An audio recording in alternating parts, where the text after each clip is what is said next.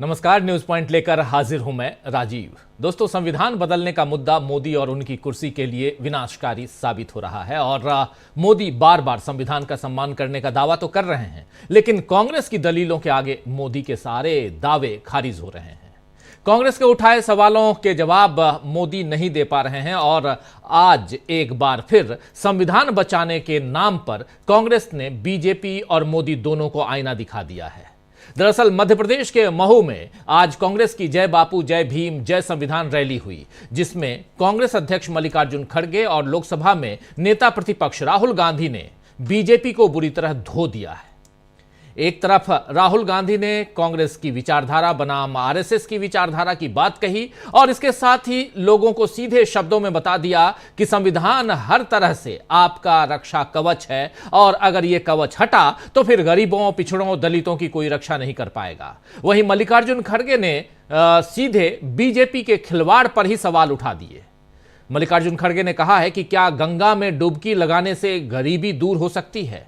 खड़गे ने यह भी कहा कि उनका इरादा किसी की आस्था को ठेस नहीं पहुंचाने का है, बल्कि लेकिन बीजेपी नेता कैमरों की खातिर गंगा नदी में डुबकी लगाने के लिए एक दूसरे से होड़ कर रहे हैं। वे तब तक डुबकी लगाते हैं जब तक अच्छी तस्वीर ना आ जाए। कांग्रेस अध्यक्ष के इस कटाक्ष से बीजेपी एकदम तिलमिला गई और पलटवार करने की कोशिश में संबित पात्रा ने इसे सनातन का अपमान बता दिया और सोनिया गांधी और राहुल गांधी से माफी की मांग कर दी। कुल मिलाकर बीजेपी का रिएक्शन बता रहा है दोस्तों कि कांग्रेस ने एकदम सही जगह पर चोट की है। खैर, आइए जरा सुन लेते हैं आखिर मल्लिकार्जुन खड़गे ने कहा क्या था। सुनिए जरा मल्लिकार्जुन खड़गे को। मोदी जी तो बहुत बातें करते हैं, अब तो इधर इधर तो संविधान को ऐसा लेकर बहुत नमस्कार करते हैं और काम पूरा संविधान के खिलाफ करते हैं। अरे बच्चों का स्कॉलरशिप, पोस्ट ग्रेजुएट बच्चों का स्कॉलरशिप नहीं मिल रहा, एजुकेशन में घोटाला, सिलेबस चेंज, और उनको जो होना आरएसएस के वर्कर्स को आज शिक्षण संस्था में डाल रहे हैं। जो लोग मनुवादी है, उन मनुवादी लोगों को वहां पर जगह मिल रही है और वही लोग बोलते हैं कि हम आज मेरिट पे काम कर रहे हैं, अच्छा कर रहे हैं, लेकिन कभी मनुवाद के ऊपर अगर चलेंगे आप, ये गरीबों का सत्यानाश हो जाएगा। इस मनुवाद को खत्म करना है। आप लोगों को एक होकर, नेहरू, बापूजी, जो इंदिरा गांधी जिन उसूलों पे चले, गरीबों के लिए उन्होंने जो काम किया, वो काम आपको आगे बढ़ाना है। ये मोदी के जो झूठे वायदे जो बोलते हैं उसमें मत जाओ। अरे भाई, गंगा में डुबकी लेने से गरीबी दूर होती क्या? आपको खाना मिलता पेट को। मैं किसी की आस्था के ऊपर ठोस नहीं लगाना चाहता हूं। अगर किसी को दुख हुआ तो मैं माफी चाहता हूं, लेकिन आप बताइए, अरे जब बच्चा भूखा मर रहा है, बच्चा स्कूल में नहीं जा रहा है, मजदूरों को मजदूरी नहीं मिल रही है, जब ये है तो ये लोग जाकर हजारों रुपए खर्च करके कंपटीशन पे डुबकियां मार रहे हैं। कंपटीशन में एक डुबकी मारता दूसरा, और जब तक वो टीवी में अच्छा नहीं आता तब तक डुबकी मारते रहते हैं। ऐसे लोगों से देश की भलाई होने वाले नहीं है। हमारी आस्था भगवान में है, कर सकते हैं, हर एक को आजादी है। तुम रोज पूजा करते हो, घर में हर आदमी, हर महिला पूजा करके बाहर निकलती है, कोई एतराज नहीं है। हमको एतराज है गरीबों का जो शोषण हो रहा है धर्म के नाम पर, उनके खिलाफ हमको लड़ना है। तो यहां जोरदार प्रहार मल्लिकार्जुन खड़गे का, गरीबों का जो शोषण हो रहा है धर्म के नाम पर, उस पर यह बात कर रहे हैं यहां मल्लिकार्जुन खड़गे। और डुबकी की बात जब उन्होंने की तो उसके साथ साथ माफी भी मांगी, कह दिया साफ साफ कि अगर हम किसी की आस्था पर चोट नहीं पहुंचाना चाहते, अगर किसी की आस्था पर चोट पहुंची है तो उसके लिए हाथ जोड़कर माफी मांग रहे हैं मल्लिकार्जुन खड़गे। लेकिन आपने देख लिया कि संबित पात्रा सीधे आ गए और इतना ही नहीं, मल्लिकार्जुन खड़गे से ही नहीं बल्कि सोनिया गांधी और राहुल गांधी से कहने लगे कि सनातन के ऊपर प्रहार है, इसलिए माफी मांगिए। खैर, कांग्रेस अध्यक्ष मल्लिकार्जुन खड़गे ने अपने पार्टी के कार्यकर्ताओं से संविधान को बचाने के लिए एकजुट होने का आग्रह भी किया है और आग्रह करते हुए कहा है कि ऐसा ना होने पर दलितों, पिछड़ों, आदिवासियों और गरीबों को नुकसान होगा। वहीं राहुल गांधी ने भी आज अपने जाने पहचाने अंदाज में बीजेपी को घेरा है। हालांकि आप जानते हैं कि राहुल गांधी आज लगभग एक हफ्ते के बाद सार्वजनिक तौर पर दिखाई दिए हैं। उनकी तबीयत लगातार खराब थी, इसलिए वो बेलगावी की यात्रा, उस सभा में नहीं गए। बेलगावी में जो यही सभा थी, रैली थी, इसी नाम से जय बापू, जय भीम, जय संविधान के नाम पर जिसकी शुरुआत होनी थी, उस रैली में राहुल गांधी नहीं पहुंच पाए। और न ही राहुल गांधी दिल्ली में जो चुनाव चल रहा है उस चुनाव में पहले से जो निर्धारित सभाएं थी उनकी, उन 3 सभाओं में नहीं पहुंच पाए राहुल गांधी। मगर आज राहुल गांधी पहुंचे और उसके बाद यह कहा जा रहा है कि कल राहुल गांधी दिल्ली में पटपड़गंज में और ओखला में कांग्रेस के लिए प्रचार करेंगे। खैर, लेकिन मऊ में राहुल गांधी ने क्या कुछ कहा है, कैसे हमला बोला है बीजेपी पर, बीजेपी की सरकार पर, नरेंद्र मोदी पर, संविधान को लेकर और तमाम मसलों को लेकर, सुनिए जरा। भाई और बहनों, सबसे जरूरी बात यह अंबेडकर जी का जो संविधान है, जिसका अपमान कुछ दिन पहले मोहन भागवत जी ने किया। वो कहते हैं कि इस संविधान ने हमें आजादी नहीं दी, इस संविधान का आजादी से कोई लेना देना नहीं है, क्योंकि उनके मुताबिक आजादी ही नहीं थी। आजादी मोदी जी के आने के बाद हुई। इसका मतलब वो इस संविधान को नहीं मानते हैं। अंबेडकर जी के जिंदगी, अंबेडकर जी का जो खून पसीना था इस संविधान को बनाने के लिए, उसका सीधा मोहन भागवत ने अपमान किया है और इस पर आक्रमण किया है। कांग्रेस के जो कार्यकर्ता हैं, जिसको मैंने बब्बर शेर बोला, टाइगर, आपका काम इस संविधान की रक्षा करने का है। जहां भी आरएसएस के लोग, बीजेपी के लोग इस संविधान पर आक्रमण करते हैं, जहां भी वो गरीबों को कुचलने की कोशिश करते हैं, जहां भी वो कमजोरों को मारने की कोशिश करते हैं, कांग्रेस पार्टी के कार्यकर्ता को वहां जाकर पत्थर जैसे वहां जाकर खड़ा हो जाना चाहिए, चट्टान जैसे वहां खड़ा हो जाना चाहिए कि मैं नहीं होने दूंगा, मैं संविधान की रक्षा करूंगा। यह आपका मिशन है। मैं जानता हूं कि मध्य प्रदेश में आप दिल से लड़ते हो। मैं जानता हूं कि आप पर अत्याचार होता है, आप पर आक्रमण होता है, मगर आप पीछे नहीं हटते हो।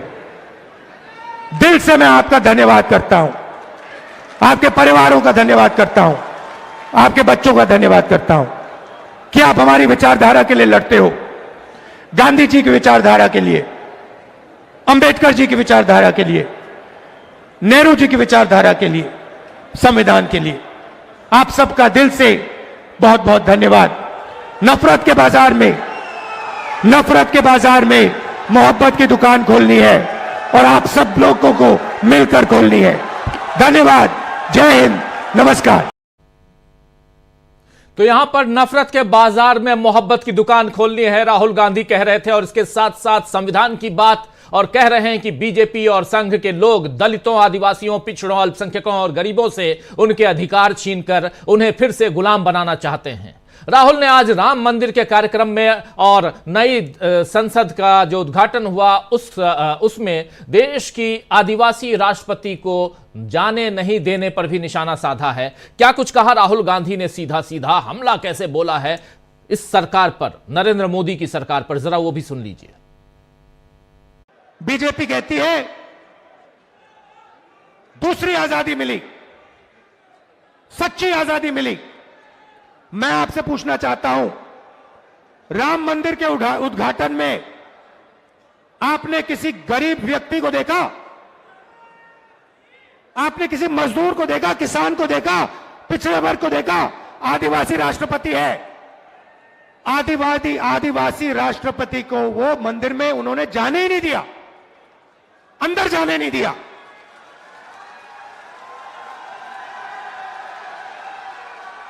आदिवासी राष्ट्रपति को अंदर जाने नहीं दिया, दलितों को अंदर जाने नहीं दिया, पिछड़ों को अंदर जाने नहीं दिया। पार्लियामेंट का इनॉग्रेशन हुआ, राष्ट्रपति को अंदर नहीं जाने दिया। नरेंद्र मोदी हो अंदर नहीं आ सकते, ये सच्चाई है। तो रास्ता क्या है? सबसे पहले यह पता लगाना है कि इस देश में जो धन है उसका कितना भाग दलितों के हाथ में है, कितना आदिवासियों के हाथ में है, कितना पिछड़ों के हाथ में है, कितना गरीब जनरल कास्ट के हाथ में है, कितना माइनॉरिटीज के हाथ में है। मैं आपसे कह रहा हूं, मैंने पता लगाया, हिंदुस्तान के सबसे बड़े 500 बिजनेसमैन, कंपनियों की मैंने लिस्ट निकाली। 500 सबसे बड़े जो हैं अरबपति हैं, टाटा, बिरला, अदानी, अंबानी। मैं आपको बता रहा हूं कि ये जो 500 कंपनियां हैं, इनके जो 500 मालिक हैं, इनमें आपको एक पिछड़े वर्ग का व्यक्ति नहीं मिलेगा। एक दलित नहीं है, एक आदिवासी नहीं है, एक पिछड़ा नहीं है। मतलब 90% लोग, 90% आबादी में से इनमें एक भी नहीं है।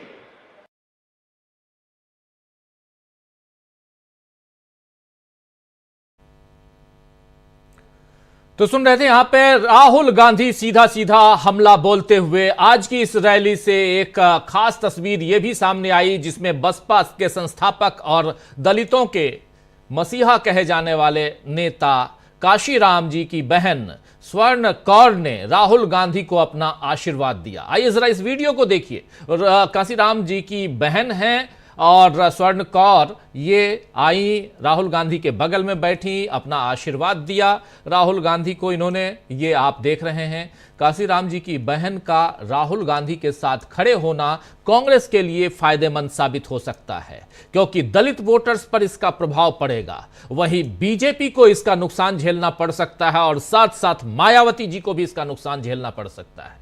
देश में सियासी नफे नुकसान के आकलन के बीच आज शेयर मार्केट से बुरी खबर आई है।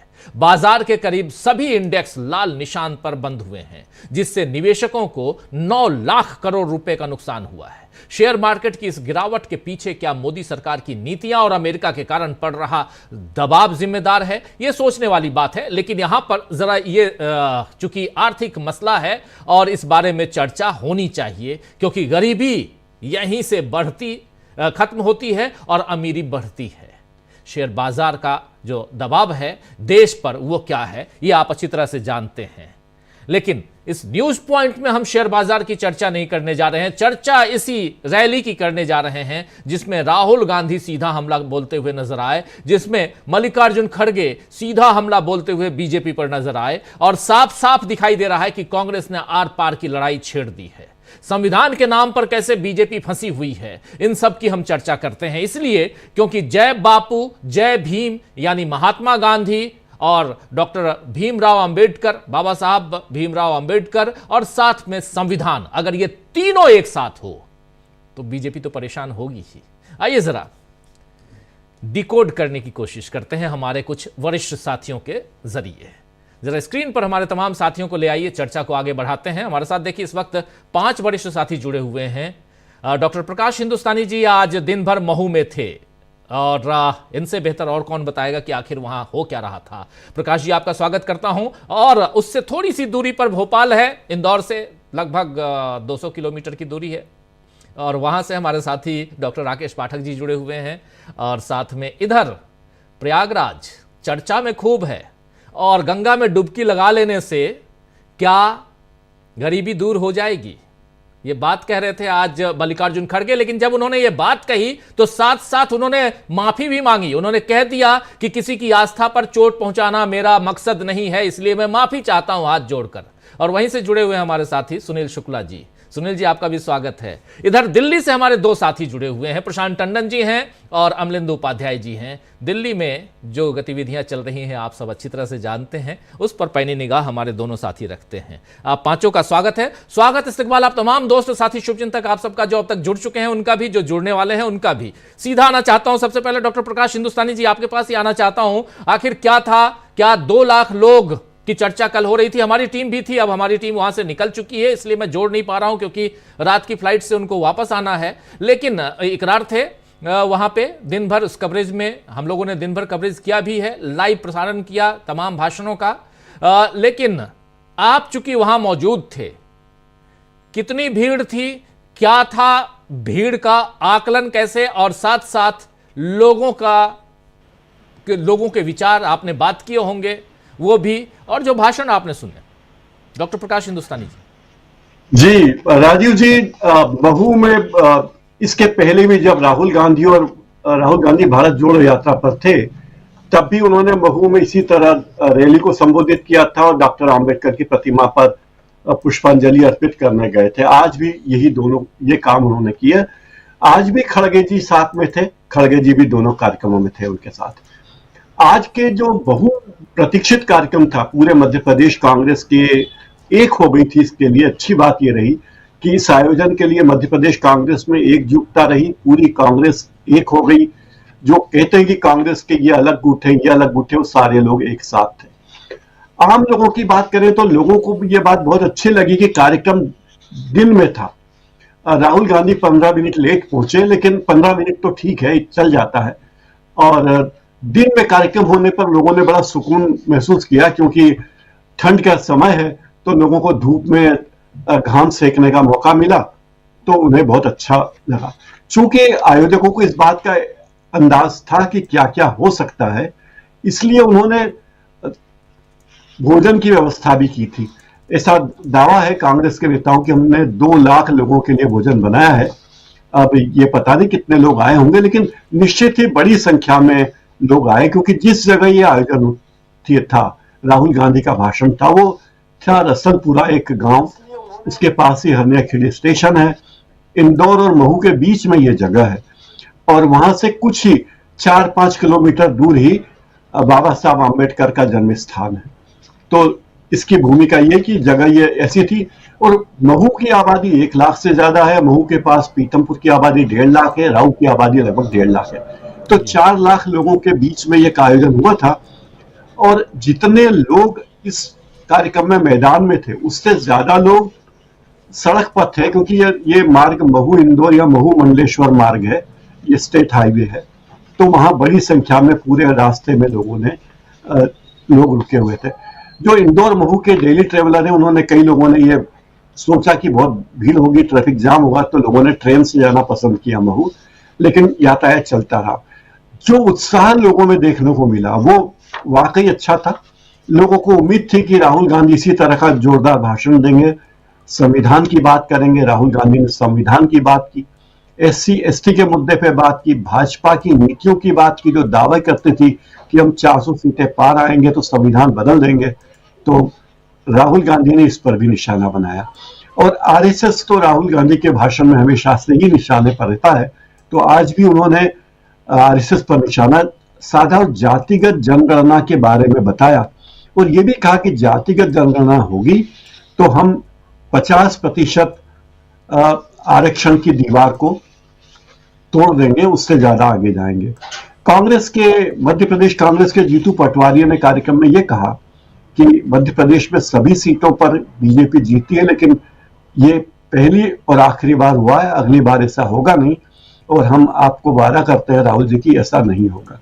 ये बात उन्होंने कही और अच्छी बात यह रही कि इस कार्यक्रम में रेवंत रेड्डी थे, सुक्खू जी थे, सुखविंदर जी, इसके अलावा कमलनाथ थे, दिग्विजय थे, बाला बच्चन थे, उमंग सिंघार, काशीनाथ जी के बहन तो थी ही, जयराम रमेश, वेणुगोपाल, सैलजा, सुरजेवाला, ये सब तमाम लोग थे। अच्छी व्यवस्था की बात करूं, क्योंकि भाषण तो आपने दिखा दिया, मैं बता रहा हूं कि कैसे व्यवस्था की गई थी। तो 2 मंच बनाए गए थे और जिस मंच पर राहुल गांधी थे उस मंच पर करीब 200 कुर्सियां रखी थी। विशाल काय मंच था ताकि अधिक से अधिक लोगों को एकोमोडेट किया जा सके, क्योंकि ये निश्चित ही कांग्रेस चाहेगी कि इसका फायदा उसे अगले चुनाव में मिले, उसकी तैयारी भी इसे कही जा सकती है। और एक दूसरा मंच बनाया गया जहां कांग्रेस के तमाम पूर्व पदाधिकारी, वर्तमान पदाधिकारियों के लिए जगह थी कि वे वहां जाके बैठे। लोगों का जो उत्साह था वो देखने लायक था, लेकिन बहुत से लोगों से हमारी बात हुई तो उन्होंने कहा कि हमें उम्मीद थी कि इस कार्यक्रम में प्रियंका गांधी वाड्रा भी आएंगी, जो वायनाड से सांसद हैं, कांग्रेस की महासचिव है, लेकिन वो नहीं आई तो हमें अच्छा नहीं लगा। कुछ महिलाओं से मेरी बात हुई तो उन्होंने कहा कि हमें इंतजार था कि प्रियंका गांधी वाड्रा भी आए, लेकिन वो नहीं आई। राहुल गांधी ने जब अपना भाषण शुरू किया तो उसी अंदाज में किया, उसी जोश में किया और उसी तरीके से समापन किया। नफरत के बाजार में मोहब्बत की दुकान से उन्होंने अपनी बात खत्म की। राहुल गांधी ने बड़ी कंपनियों को के बारे में बताया कि सरकार ने 16 लाख करोड़ रुपए बड़ी कंपनियों के मालिकों को के टैक्स फ्री कर दिए हैं और हमारी पार्टी ने 500 बिजनेसमैन की बड़ी कंपनियों की लिस्ट निकाली। इन 500 मालिकों में एक भी पिछड़े वर्ग का, दलित या आदिवासी नहीं है, यानी 90% आबादी में से एक भी आदमी पिछड़े वर्ग का या दलित या आदिवासी नहीं है। राहुल गांधी ने चिंता भी व्यक्त की कि आईआईएम और आईआईटी के पढ़ने वाले विद्यार्थियों को नौकरी नहीं मिल रही है। ये कितना दुर्भाग्यपूर्ण है। आप अपने बच्चों को कॉलेज भेजते हो, लाखों रुपए इन अरबपतियों को देते हो क्योंकि प्राइवेटाइजेशन है, ये सोच कर कि जो सर्टिफिकेट मिलेगा उसके जरिए नौकरी मिलेगी, लेकिन बिना रोजगार के वो सर्टिफिकेट और डिग्री एक कचरा है। ये बहुत दुर्भाग्यपूर्ण बात है। राहुल गांधी ने और भी तीखे शब्दों में ये बात कही आज की आदिवासियों को, दलितों को, पिछड़ों को और जनरल कास्ट के गरीब लोगों को, उन्होंने कैटेगरी बताया कि दलितों को, पिछड़ों को, गरीब और जनरल कास्ट के गरीब लोगों को गुलाम बनाया जा रहा है। ये भी कहा कि राहुल का इशारा था कि जो जनरल कैटेगरी है उसके सभी लोग मलाई नहीं खा रहे हैं, उनकी दशा भी बहुत है, उनकी जिंदगी बर्बाद हो रही है, तबाह हो रहे हैं, लाखों रुपए का कर परिवार वाले लेते हैं और उनकी हालत इतनी खराब है। राहुल गांधी ने मीडिया को भी फिर निशाने पे लिया और ये बात दोहराई कि अडानी अंबानी का मीडिया है, भूखों मर जाओ, आप भूखे मर जाओ, आपके बच्चे भूखे मर जाएं, किसान आत्महत्या कर ले, इससे किसी को फर्क नहीं पड़ता। फर्क यह पड़ता है कि 200 करोड़ की शादी दिखानी है, अफगानिस्तान की कहानी दिखानी है, पाकिस्तान की कहानी दिखानी है, लेकिन हिंदुस्तान की कहानी नहीं दिखानी। अडानी अंबानी की शादी दिखाना जरूरी है। और जो राहुल गांधी कहते ही हैं, जीएसटी और नोटबंदी के बारे में उन्होंने कहा कि ये शोषण के बड़े औजार हैं, इन्हें आप व्यवस्था मत मानिए, ये शोषण के औजार थे और इनके जरिए देश में लूट की गई है। एक गरीब आदमी को भी जीएसटी के नाम पे जिस तरह पैसा देना पड़ रहा है वो दुर्भाग्यपूर्ण। राहुल गांधी के भाषण में लोगों ने बहुत शोर किया, तालियां बजाई, आवाज भी दी और जब खड़गे साहब का भाषण हुआ तो शायद लोगों का मूड थोड़ा चेंज हो गया था, लेकिन जब खड़गे साहब को डांट के कहना पड़ा कि भाई मेरी बात सुन लीजिए, और खड़गे जी ने भाषण बहुत तीखा दिया और जबरदस्त भाषण दिया। फिलहाल इतना जी। बिल्कुल बिल्कुल, पूरा ब्यौरा आपने दिया, बहुत बहुत शुक्रिया आपका। क्या कुछ वहां रहा और यहां से अब आगे बढ़ते हैं, जरा समझने की कोशिश करते हैं डॉक्टर राकेश पाठक जी के जरिए कि क्या राहुल गांधी का भाषण और उनके बाद मल्लिकार्जुन खड़गे का भाषण, ये दोनों भाषणों में जो अग्रेसिवनेस था, जिस ढंग से दोनों का भाषण था, इस भाषण को सुनकर देखकर आपको क्या लगा? और सबसे बड़ी चीज कि चाहे वो आस्था की डुबकी की बात हो, गंगा में डुबकी से बेरोजगारी और महंगाई की बात हो, या बात राहुल गांधी के संविधान की हो, इन दोनों मसलों पर कैसे यहां से वहां जो आए हुए लोग हैं उनको ये कन्विंस करते हुए नजर आते हैं क्या? जो भी सुनता है, जो भी उनके भाषणों को सुना आज, उससे लगता है क्या कि सियासत में कांग्रेस यहां कुछ दूरी और नाप चुकी है या नाप पाएगी इन भाषणों से और इन विचारों से? धन्यवाद राजीव जी। जी जी जी जी प्लीज। देखिए, मल्लिकार्जुन खड़गे और राहुल गांधी के भाषणों में बहुत स्पष्ट तौर पर वो लकीर और गहरी खींची गई है जो वैचारिक है, विचारधारा की लड़ाई की बात है। दो बातें रेखांकित कर देते हैं। पहले तो कि राहुल गांधी लगातार पिछड़ों को, दलितों को, आदिवासियों को हक दिलाने की लड़ाई लड़ रहे हैं, और जब भी वे संविधान की किताब दिखाकर ये खतरा बताते हैं कि भारतीय जनता पार्टी, राष्ट्रीय स्वयंसेवक संघ, मोदी, शाह, ये पूरा कुनबा संविधान के खिलाफ है, आरक्षण के खिलाफ। तो संयोग देखिए कि राहुल गांधी के इस आरोप को सही साबित करने के लिए भारतीय जनता पार्टी की तरफ से ही कोई ना कोई व्यक्ति मौका दे देता है।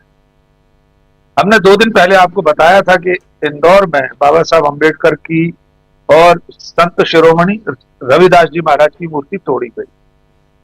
अब उससे आगे की खबर सुन लीजिए। गुजरात भारतीय जनता पार्टी की प्रदेश सचिव हैं नौकाबेन पटेल। उन्होंने कहा है कि आरक्षण सिरदर्द बन गया है, हम राजनीतिक मजबूरी की वजह से इसे हटा नहीं पा रहे। अब इससे ज्यादा राहुल गांधी के आरोप का क्या सबूत चाहिए कि गुजरात मोदी शाह का अपना प्रदेश है, वहां पार्टी की प्रदेश सचिव, वो कोई पन्ना प्रमुख नहीं है, संगठन की महत्वपूर्ण पदाधिकारी नौकाबेन पटेल, वे आरक्षण को सिरदर्द बता रही हैं और ये भी कह रही हैं कि हम राजनीतिक कारण से हटा नहीं पा रहे। यानी हटाने की पूरी तैयारी, आरक्षण को समाप्त करने की अंदर खाने पूरी तैयारी कर रखी है बीजेपी। दूसरे बयान की ओर ले चलता, मल्लिकार्जुन खड़गे ने अपने भाषण में एक और महत्वपूर्ण बात कही है, अगर हो सके तो हम बीच में उसको भी दिखा देंगे जी, कि जिन लोगों ने हमारे राष्ट्रपिता महात्मा गांधी की हत्या पर मिठाइयां बांटी थी, वे लोग भारतीय कहलाने के लायक भी नहीं है। फिर उन्होंने अंत में यह भी कहा कि बीजेपी और आरएसएस देशद्रोही है। डॉक्टर साहब, ये बड़ी लड़ाई छेड़ दी है खड़गे और राहुल गांधी ने, जिसकी जरूरत 1947 से ही थी। यद्यपि सरदार पटेल ने बैन किया था गांधी जी की हत्या के बाद, इसका उल्लेख भी किया मल्लिकार्जुन खड़गे ने कि राष्ट्रपिता की हत्या के बाद सरदार पटेल ने संघ पर बैन लगाया। लेकिन यह वैचारिक लड़ाई अगर कांग्रेस ने उस समय के नेताओं ने शुरू में 50 साल लड़ ली होती तो आज देश को यह नहीं भुगतना पड़ता। जिस खतरे की तरफ राहुल गांधी, मल्लिकार्जुन खड़गे और कांग्रेस देश को आगाह कर रहे हैं, उसकी एक पदचाप और हाल में सुन ली गई। अखंड हिंदू राष्ट्र के संविधान का प्रारूप तैयार हो गया है, 3 फरवरी को उसका ऐलान किया जाएगा। हमारे चैनल पर हमने उसके बारे में वीडियो बनाया, दर्शक देख रहे होंगे जी।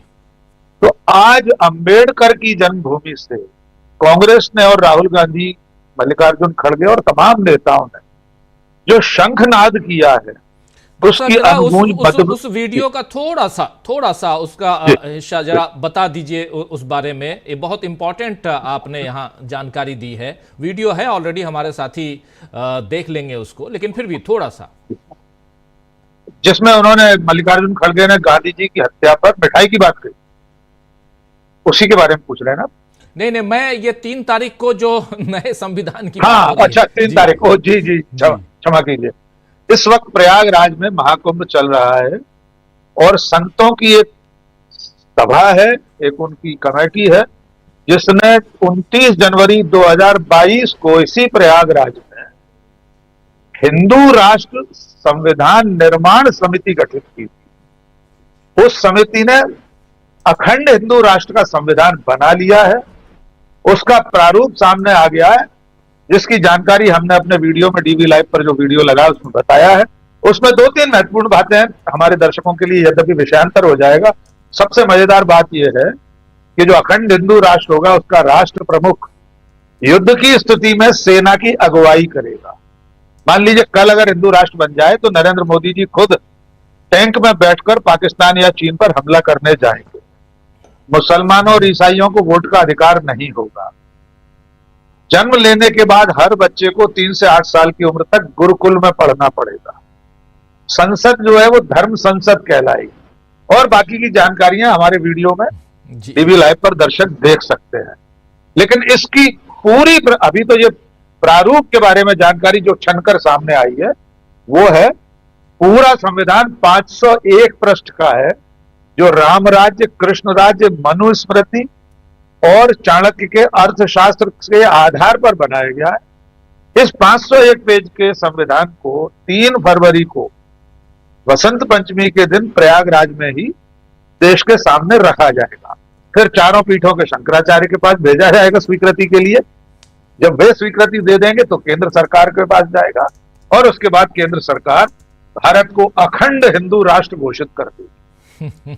इसी के खिलाफ लड़ाई राहुल गांधी और कांग्रेस लड़ रहे हैं कि लंबी लड़ाई के बाद आजाद हुआ देश एक संवैधानिक राष्ट्र राज्य, एक धर्मनिरपेक्ष समाजवादी राष्ट्र, एक धर्म का राष्ट्र न बन जाए, इसके लिए राहुल गांधी, कांग्रेस, मल्लिकार्जुन खड़गे ने आज उस व्यक्ति की जन्मभूमि से आवाज फिर से उठाई है जो संविधान का निर्माता कहलाता है। अंत में उछल्ला और जोड़ देते हैं जी। प्रियंका गांधी की प्रतीक्षा लोग कर रहे थे, ऐसा डॉक्टर प्रकाश जी बता रहे हैं। प्रियंका गांधी आज नहीं आई थी, इसके बावजूद मध्य प्रदेश के मुख्यमंत्री डॉक्टर मोहन भागवत ने उन्हें डॉक्टर मोहन यादव ने उन्हें याद किया। मुख्यमंत्री कह रहे हैं कि हमारे यहां तो शादी के बाद ससुराल का सरनेम लगाया जाता है, लेकिन बहन प्रियंका वाड्रा अब भी अपने नाम में सरनेम में गांधी जोड़ रही। यानी भारतीय जनता पार्टी को इस बात पर भी ऐतराज है, ये निजता का अधिकार है। कोई भी व्यक्ति आजकल तो लड़कियां अपने सरनेम नहीं भी बदलती, अपने पिता के कुल का सरनेम तमाम लोग रखे हुए हैं। मेरी अपनी बड़ी बेटी ने अपने नाम में अब तक पाठक रखा हुआ है शादी के बावजूद। लेकिन डॉक्टर मोहन यादव को प्रियंका गांधी के सरनेम में गांधी शब्द पर आपत्ति है। ये आज का बयान है। ये राजीव जी बिल्कुल, संवैधानिक पद पर बैठे हुए लोग ऐसी बात अगर करते हैं तो फिर दुख होता है कि आखिर संविधान की रक्षा वो क्या करेंगे।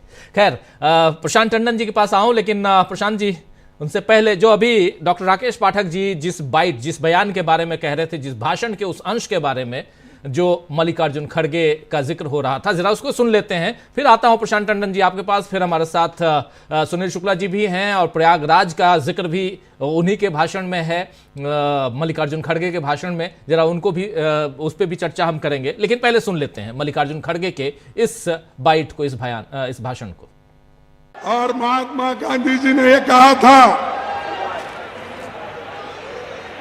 और वल्लभ भाई पटेल ने इनको उस वक्त जब गांधी जी को ये लोग गोली मारे, उनकी मृत्यु किए, तो उस वक्त वल्लभ भाई पटेल, जरा खामोश बैठो भाई, तुम्हारा जोश बाद में दिखाओ, चुनाव में उसमें 4 फरवरी 1948 को एक पत्रकार के सामने उन्होंने कहा, गांधी जी की मृत्यु पर आरएसएस वालों ने जो हर्ष प्रकट किया और मिठाई बांटी, उससे विरोध और भी बढ़ गया। इन हालात में सरकार की आरएसएस के खिलाफ कदम उठाने के अलावा कोई और रास्ता नहीं बचा। ये वल्लभ भाई पटेल बोले। इस आरएसएस को उन्होंने इसको बंद करने का ऑर्डर दिया। वही वल्लभ पटेल के और नेहरू जी के बीच में ये लोग झगड़ा लगाते हैं। अरे भाई, वल्लभ पटेल ने बोला कि जो लोग गांधी जी को मारे, हमारे नेता को खत्म किए, उनको मैं कभी छोड़ूंगा नहीं, वो बैन करूंगा। तो आरएसएस को उन्होंने बैन कर दिया, वल्लभ भाई पटेल। और ये लोग बोलते हैं, आरएसएस के लोग ये बोलते हैं, अभी भी बीजेपी के लोग बोलते हैं। भाइयों, मैं सच बात ये बताना चाहता हूं। नेहरू जी भी बहुत गुस्से में थे। उन्होंने ये कहा था, मैं आपके सामने रखना चाहता हूं। उन्होंने क्या कहा था? हमें मिलजुल कर रहते हुए भीषण सांप्रदायिक के उस विषय का नाश कर देना चाहिए। हमें मिलजुल कर रहते हुए भीषण सांप्रदायिक के उस विषय का नाश कर देना चाहिए जिसने हमारे युग के सबसे महान पुरुष को मार डाला। और एक बार पढ़ता हूं, सांप्रदायिकता के उस विषय का नाश कर देना चाहिए जिसने हमारे युग के सबसे महान पुरुष को मार डाला। उन ताकतों को जड़ से खोदकर उखाड़ फेंक देना चाहिए। ये नेहरू जी का शब्द है, मेरा नहीं। नेहरू जी ने ये कहा और आगे कहा, गांधी जी की हत्या पर समारोह करने वाले लोग, मिठाई बांटने वाले लोग, उनको भारतीय कहलाने का भी हक नहीं है। ये आरएसएस के बारे में नेहरू जी ने कहा। वल्लभ भाई पटेल ने क्या कहा वो भी मैं आपको बताया। तो सुन रहे थे आप प्रशांत जी, लंबा वीडियो है, पूरा नहीं दिखा पाऊंगा यहां पर, लेकिन बहुत महत्वपूर्ण है जो बात डॉक्टर राकेश पाठक जी बता रहे थे। थोड़ा इसीलिए उनकी बाइट को यहां सुनाना जरूरी था। मल्लिकार्जुन खड़गे साहब सीधा हमलावर, सीधा आर पार की लड़ाई के मूड में यहां साफ दिखाई देते हैं। क्या कुछ कहेंगे आप प्रशांत जी मल्लिकार्जुन खड़गे के भाषण को, और उनसे पहले राहुल गांधी ने जो भाषण दिया? आज राहुल के भाषण में भी वेरिएशन था, हालांकि कुछ चीजें जो रिपीट करते हैं वो रिपीटिशन और ज़रूरी भी है, क्योंकि जब आप जाति आधारित जनगणना की बात करेंगे, सामाजिक न्याय की बात करेंगे, तो कुछ बातें रिपीट होंगी। लेकिन सबसे बड़ी चीज़ कि बहुत कुछ यहाँ नयापन उनके भाषण में भी आज जब पूरा भाषण सुनिए तो नज़र आता है। कैसे देखा जाए? जी देखिए, डॉक्टर अंबेडकर की जन्मभूमि से आज जो मल्लिकार्जुन खड़गे और राहुल गांधी की टीम ने किया है, ये नई राजनीति को जन्म दे रहा है। और ये नई राजनीति में कुछ चीज़ें मैं एक्सप्लेन करूं कि डॉक्टर अंबेडकर और संविधान, इन दो चीज से बीजेपी का एकाधिकार छीन लिया कांग्रेस ने, और इस पे दोबारा कभी भी बीजेपी, नरेंद्र मोदी और आरएसएस वापस इस पे कब्जा नहीं कर पाएंगे। डॉक्टर अंबेडकर को वो ओन करने की कोशिश करते रहे, लेकिन डॉक्टर अंबेडकर का विमर्श के साथ कुछ चीजें हैं जिसको बीजेपी, आरएसएस कभी भी नहीं कह सकती है, जो मल्लिकार्जुन खड़गे और राहुल गांधी कर रहे हैं। केवल डॉक्टर अंबेडकर की फोटो और माला चढ़ाने से नहीं होगा रसमलाई जी।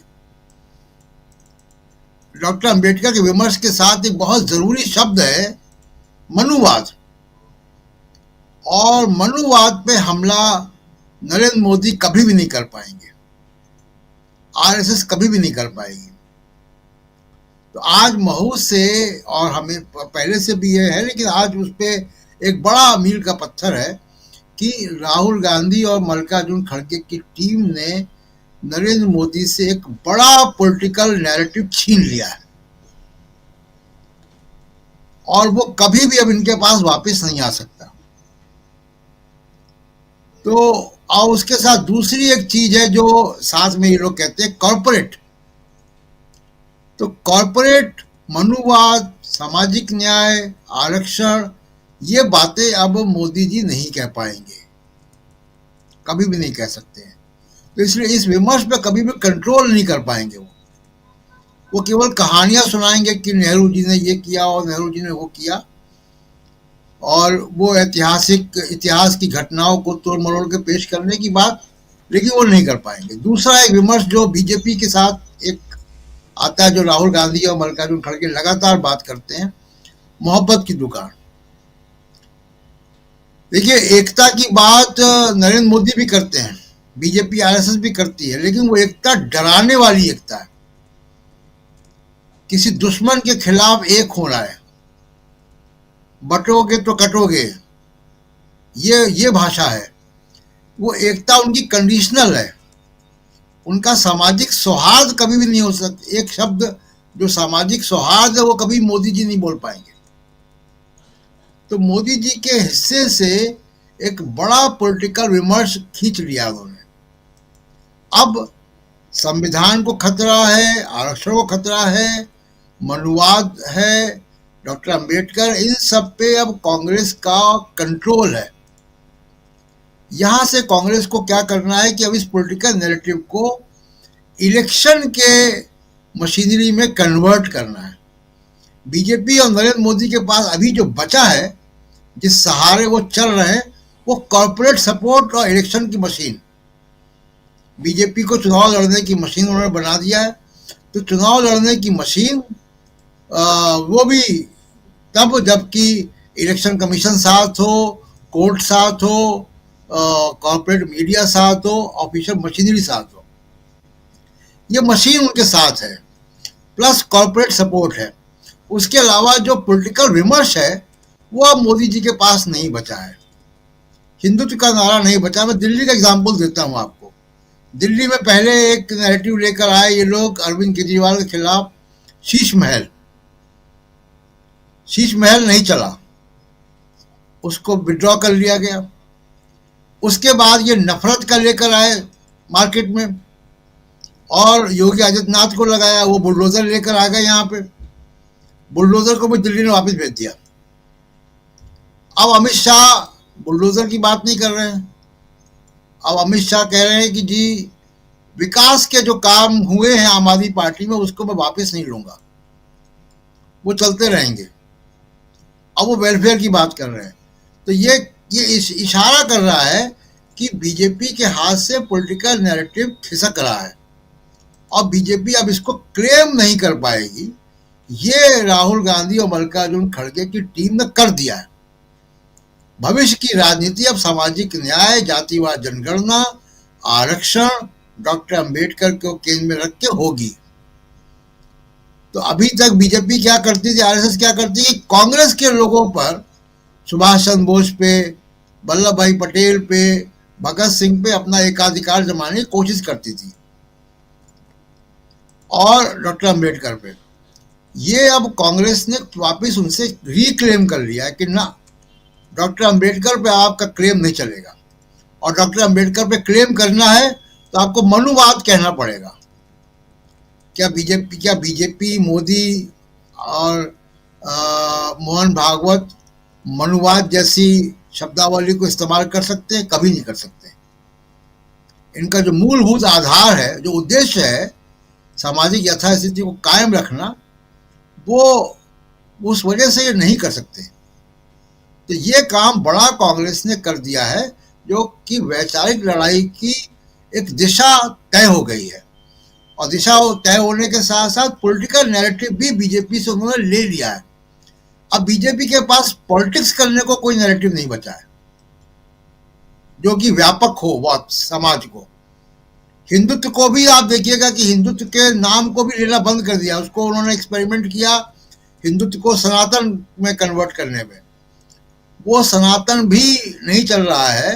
वो भले ही कुंभ मेला में चल जाएगा, कुंभ मेला एक धार्मिक उत्सव है और वहाँ चल सकता है, लेकिन देश की राजनीति में उसका चलना बड़ा मुश्किल काम है।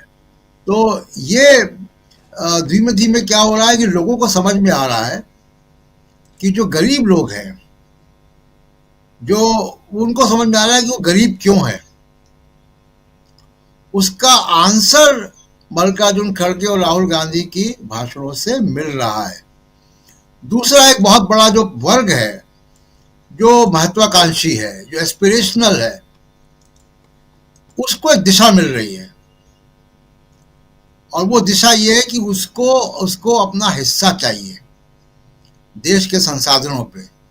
उसको ये समझ में आ रहा है कि वो भी टैक्स देता है जी। टैक्स का पैसा कहाँ लगता है। तो इन सब चीज़ों पे कांग्रेस पार्टी ने बीजेपी से एक बड़ा विमर्श छीनने में कामयाबी हासिल कर ली है, और ये विमर्श अभी तक कांग्रेस के पास नहीं था। कांग्रेस गरीब की लड़ाई लड़ती थी, गरीब के नाम पर वोट भी चुनाव में जीत के आ जाती थी, लेकिन डॉक्टर अंबेडकर के विमर्श को लेकर अब कांग्रेस ने बहुत निर्णायक तौर से ये तय कर दिया है कि डॉक्टर अंबेडकर, उनका विमर्श, अब कांग्रेस उसके साथ है। बीजेपी वहां पे एंट्री अभी नहीं कर सकती है, चाह कर भी नहीं कर सकती है, क्योंकि वो शब्दावली जो है वो बीजेपी कभी इस्तेमाल नहीं कर सकती। जी राजीव, बिल्कुल बिल्कुल आप सही कह रहे हैं। एक अलग नैरेटिव सेट करते हुए कांग्रेस पार्टी यहां नजर आती है, और सबसे बड़ी चीज कि चाहे राहुल गांधी हो, और सबसे उससे भी बड़ी बात कि मल्लिकार्जुन खड़गे का जो आज का भाषण था, सुनील शुक्ला जी आपके पास आना चाहता हूं, उसी एग्रेसिवनेस, उसी नोट पे, उसी पिच पे, जिस पिच पे राहुल गांधी भाषण दे रहे थे, देकर आए थे, और फिर मल्लिकार्जुन खड़गे भाषण देने आए, वहां राहुल गांधी के सामने मल्लिकार्जुन खड़गे 20 नजर आए, हर लहजे से देखा जाए तो, क्योंकि वहां सबसे बड़ी चीज थी कि राहुल गांधी का अपना भाषण, अपना तरीका, अपना अंदाज है, जिसको सब हम सब जानते हैं, लेकिन मल्लिकार्जुन खड़गे का यह अंदाज बहुत कम देखने को मिलता है, जिस अंदाज में आज उन्होंने भाषण दिया। अगर वो कह रहे हैं कि गंगा में डुबकी लगाने से गरीबी नहीं मिट सकती, तो साथ साथ ये भी कह रहे हैं कि मैं किसी की आस्था पर चोट पहुंचाने के लिए ये बात नहीं कह रहा हूं, माफ कर देना, ये छोटी बात नहीं हो सकती। और इसीलिए यहां बीजेपी उनसे माफी न मांगने का आग्रह करते हुए कह रही है बीजेपी कि सोनिया जी और राहुल जी माफी मांगिए, सनातन का अपमान किया है मल्लिकार्जुन खड़गे ने। क्या कुछ कैसे देखते हैं आप इन दोनों भाषणों को? और साथ साथ यहां से जो बात हमारे तीनों साथी कह रहे थे, और अभी प्रशांत टंडन जी भी कह रहे थे कि कैसे यहां कांग्रेस एक नई पिच तैयार करते हुए और बीजेपी से आगे निकलते हुए दिखाई देती है। धन्यवाद राजीव जी। अगर भारतीय जनता पार्टी के प्रवक्ता यह कह दें कि गंगा में नहाने से गरीबी दूर हो जाती है, तो माफी मांग लेनी चाहिए कांग्रेस के नेताओं को। अगर उनको अरविंद केजरीवाल साहब के इस बयान पे आपत्ति नहीं है कि भारतीय मुद्रा पर लक्ष्मी गणेश की प्रतिभा छाप देने से अर्थव्यवस्था ठीक हो जाएगी, तो निश्चित रूप से राहुल गांधी और सोनिया गांधी को माफी मांग लेनी चाहिए। इन दोनों बयानों के पक्ष में वो खड़े हो जाए, वो कहे कि नहीं साहब, बिल्कुल गंगा में नहाने से, पवित्र नदियों में स्नान करने से गरीबी दूर होगी। इस कम से कम उसके पक्ष में तो खड़े हो। सवाल इस बात का है कि कोई इस मल्लिकार्जुन खड़गे ने तो नहीं कहा कि नहीं, उन्होंने तो कोई आह्वान किया नहीं कि जो लोग गंगा में स्नान कर रहे हैं, संगम में स्नान कर रहे हैं, पवित्र नदियों में स्नान कर रहे हैं, उनका बहिष्कार किया जाए, तो उन्होंने बिल्कुल नहीं कहा। उन्होंने कहा यह सरकार का काम नहीं है। सरकार का काम है देश के जनता के सामने जो समस्याएं मौजूद हैं उसका समाधान खोजना, और इस सरकार के सामने सबसे बड़ी चुनौती है इस देश की गिरती हुई अर्थव्यवस्था, पढ़े लिखे युवाओं के सामने रोजगार की समस्या, किसानों को उनकी उपज की अच्छी कीमत, उस पर तो बात करते ही नहीं है। अगर आप हिंदू राष्ट्र की बात करेंगे या हिंदू राष्ट्र की बात करने वालों के खिलाफ कोई आप कार्रवाई नहीं करेंगे, तो अपने आप में यह है कि आप संविधान के खिलाफ है। भारत का संविधान तो हिंदू राष्ट्र की बात करता नहीं। भारत का संविधान तो किसी भी धर्म विशेष की पैरवी में नहीं खड़ा होता। वो एक धर्मनिरपेक्ष संविधान है, और प्रत्येक भारतीय नागरिक को अपने धार्मिक मान्यताओं और अपने धार्मिक विश्वासों के अनुकूल जीवन जीने का अधिकार प्रदान करता है। तो अगर आप हिंदू राष्ट्र की बात करते हैं, हिंदू राष्ट्र के साथ खड़े हो बात करने वालों के खिलाफ आप कोई कार्रवाई नहीं करते, बल्कि उनके पक्ष में दिखाई पड़ते हैं, तो आप संविधान के खिलाफ है, आप अंबेडकर के खिलाफ है, संविधान की मंशा के खिलाफ है, लोकतंत्र के खिलाफ है। आप भले कुछ भी कहते रहे, हमारा संविधान मनुस्मृति के आधार पर तो नहीं चलता। हमारा संविधान लोकतंत्र के कुछ मूल्य हैं, उनके अनुसार चलता है। या तो आप उसका विरोध कीजिए, और या तो फिर आप कहिए कि हम संविधान के अनुकूल नहीं है। जो बात आज की रैली में राहुल गांधी ने कही, मल्लिकार्जुन खड़गे साहब ने कही, मल्लिकार्जुन खड़गे के मुंह से निकली बात ज्यादा दमदार है। जब ये बात कहते हैं, एक तो उनका स्टेचर है, किसी बड़ी पार्टी के राष्ट्रीय, देश के सबसे पुरानी पार्टी के राष्ट्रीय अध्यक्ष है। दूसरी चीज की एक ऐसा व्यक्ति है, ऐसी पृष्ठभूमि से भी वो आते हैं जिनको जो ताकत मिली है वो संविधान से मिली है, उनको मनुस्मृति से ताकत नहीं मिली है। उनको हिंदू राष्ट्र बनने से कोई फायदा नहीं मिलता। इसलिए उनका आक्रामक होना और उनका तथ्यपरक बात करने से यह पूरी कांग्रेस की इस बात की धार और तेज हो गई। राहुल गांधी तो इस विषय पर लगातार बोल रहे हैं और उन्होंने अपने विषय को कहीं बदला नहीं। अभी हम लोग बात कर रहे थे कि हिंदू राष्ट्र की बात किया गया कुछ साधु संतों के द्वारा। कौन से उसमें साधु संत ऐसे हैं जिनके बारे में हम में से किसी को याद हो, जिनको आप पहले से जानते हो? आज राकेश पाठक जी गेरुए रंग का शर्ट पहने हुए, हम सभी लोग इनको महामंडलेश्वर घोषित कर दें, हो जाएंगे ये। सवाल इस बात का है कि मैंने हमारे यहां इस देश की भी एक संत परंपरा है। अगर जिन लोगों ने, जिन साधु महात्माओं ने, जिनको साधु महात्मा आप कर रहे हैं, इन्होंने यह घोषणा कर रखी है, उसमें किसी का नाम आप बता दीजिए कि आपने कभी सुन रखा हो। कोई ऐसा व्यक्ति इसमें नहीं है जो धार्मिक विश्वास का व्यक्ति ना हो। हम 5 और आपको लेकर के 6 लोग जो बैठे हुए हैं, और हमारे कितने श्रोता हैं, हमारे दर्शक वो भी बैठे होंगे। कोई कहते कि हम फला को मैं जानता हूं। सवाल, और यह तो केवल एक तरह का प्रायोजित कार्यक्रम है। जिनके मुंह से यह बयान जारी कराया गया है, आप उनके बारे में सोशल मीडिया पर खोज लीजिए, कितने लोग हैं उनके समर्थक हैं, कितने उनके अनुयायी हैं, क्या उनकी शिक्षा दीक्षा है, किस तरह की परंपरा में रहे हैं। तो आप एक ग्वालियर पीठ हम लोग घोषित करें और राकेश पाठक जी उसका महंत घोषित कर दिया जाए, हो गया, एक पीठ बन गई। कोई परंपरा है, कुछ भी कर दीजिए आप, कुछ ही 5 लोग मिलकर के बात करें और उसको स्थापित कर दें, उसको लेकर के आप हम लोग चर्चा करना शुरू कर दें। क्या उस बैठक में इस देश जो मान्य शंकराचार्य हैं, कोई उपस्थित थे? किसी ने उस पर कोई वक्तव्य दिया? जो हम इसमें शैव और वैष्णव अखाड़े हैं, उनके लोग मौजूद थे, जो स्थापित महामंडलेश्वर हैं या आचार्य उन अखाड़ों के, उन लोग मौजूद थे। जो मान्य धार्मिक स्थल हैं, उन स्थानों से जुड़े हुए लोग कोई वहां उपस्थित थे? कौन था वहां? सवाल ये इस बात का, ये पूरी तरह से भारतीय जनता पार्टी के द्वारा प्रायोजित कार्यक्रमों के तहत मान के चलिए आप इस तरह कार्यक्रम चलते हैं, और भारतीय जनता पार्टी इसका विरोध नहीं करती। सवाल इस बात का कि अगर आप इन चीजों का विरोध नहीं करते, भारतीय जनता पार्टी अगर कोई लोग इस तरह की बात कर रहे हैं जो संविधान के प्रतिकूल है और सत्ता में है, भारतीय जनता पार्टी का राजनीतिक दल नहीं रह गया इस समय, वो एक ऐसा दल है जो सत्ता में है, उसका विरोध सत्तारूढ़ दल का विरोध है। अगर उसके लोग इसका विरोध नहीं करते तो आप संविधान का विरोध करते हैं, और कांग्रेस का यह कहना बिल्कुल सही है। और अगर आप संविधान का विरोध करते हैं तो संविधान के द्वारा भारतीय नागरिकों को मिले हुए अधिकार और संरक्षण का भी आप विरोध करते हैं, क्योंकि जो अधिकार, जो संरक्षण, जो प्रोत्साहन धार्मिक भावनाओं के आधार पर इस देश के सामान्य नागरिकों को नहीं मिला, उसको सुरक्षा देने का काम भारतीय संविधान करता है। यह देश संविधान के अनुसार बढ़ते बढ़ते 75 साल की उम्र पूरी किया है। धर्म के आधार पर चलने वाला तो कोई राष्ट्र ऐसा नहीं है जो इतनी मजबूती के साथ आगे बढ़ गया हो जी। सवाल इस बात, इसलिए महत्वपूर्ण सवाल है सांप्रदायिकता और धर्म संविधान के विरुद्ध की राजनीतिक गतिविधियां आज देश के सामने सबसे बड़ी चुनौती है।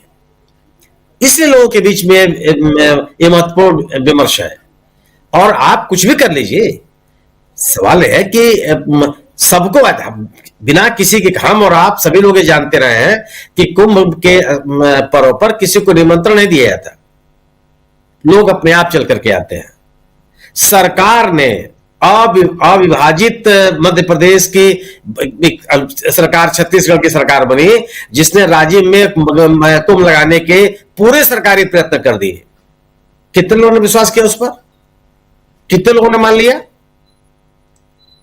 कुंभ की एक अपनी परंपरा है, एक सनातन परंपरा, एक लोगों का विश्वास है, उसमें लोग जाते हैं।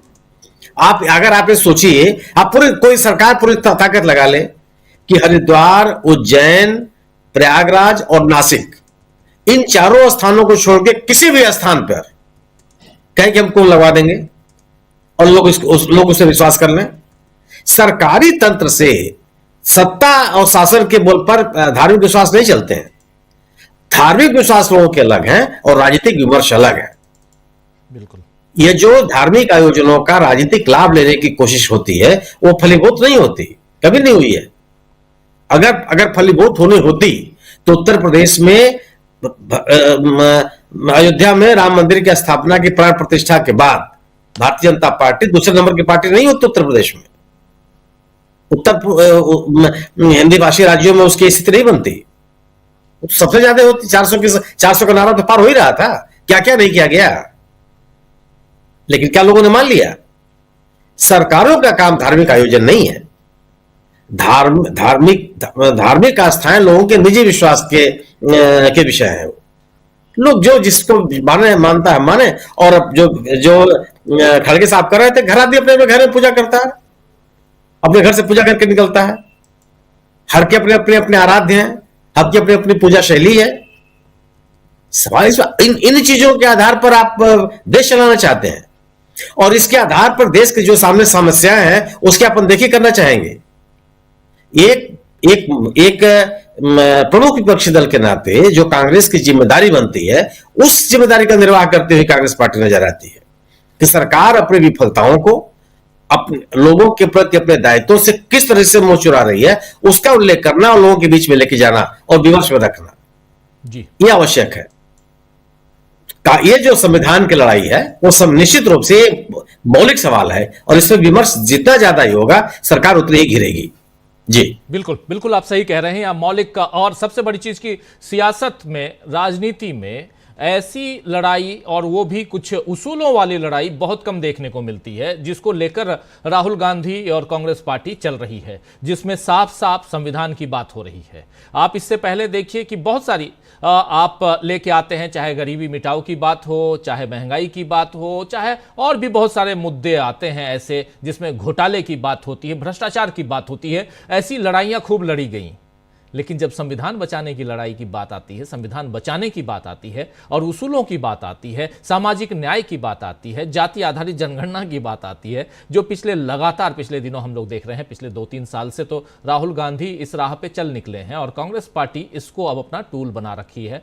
ये साफ दिखाई दे रहा है, और आज महू में शायद यही दिखाई दिया। लेकिन यहां से जो हमारे 4 साथी अपनी बात रख रहे थे, बहुत इंपॉर्टेंट कि यहां से कांग्रेस को एक नया रास्ता कहें, एक नई दिशा, वो उस राह पे कांग्रेस निकल चुकी है, ये साफ दिखाई देता है। जरा अमलेंदु जी, आपके विचार भी इसी मसले पे आगे बढ़ेंगे, लेकिन जरा इसी पे अपनी बात रखिए। महू की इस रैली से क्या कुछ लेकर कांग्रेस लौट रही है?